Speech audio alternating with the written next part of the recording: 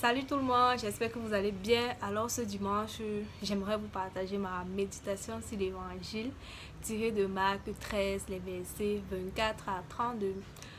Alors cet évangile nous enseigne sur la venue du Christ.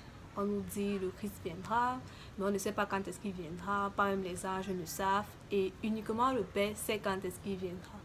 Moi, ça m'a beaucoup marqué parce que beaucoup de fois, je réfléchis sur ce jour-là, et j'ai tendance parfois à vouloir interpréter des situations et des signes, si je peux dire ça comme ça.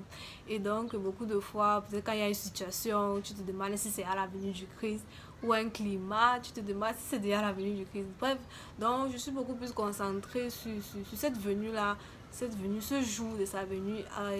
Et ça peut me faire passer à côté de l'essentiel, que justement me préparer à la venue, du Christ, me préparer à ce jour auquel je pense tant. Et donc c'est tout ce que le Christ me disait ce matin. Il m'invitait à la préparation justement à sa venue. Il me disait sois prête à tout moment parce que tu ne sais pas et tu ne sauras jamais quand est-ce que je vais venir, mais je viendrai.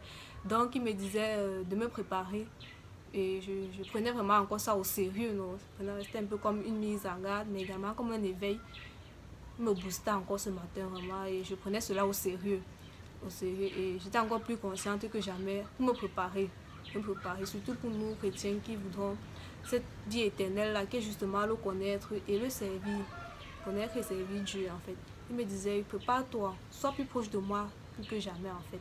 C'est maintenant, prépare-toi parce que tu ne sais pas quand est-ce que je viendrai. Et je lui disais alors, comment est-ce que je peux me préparer à ta venue et tout, qu'est-ce que je peux faire vraiment pour me préparer à cette venue, donc comme tu es en train de me demander de me préparer là.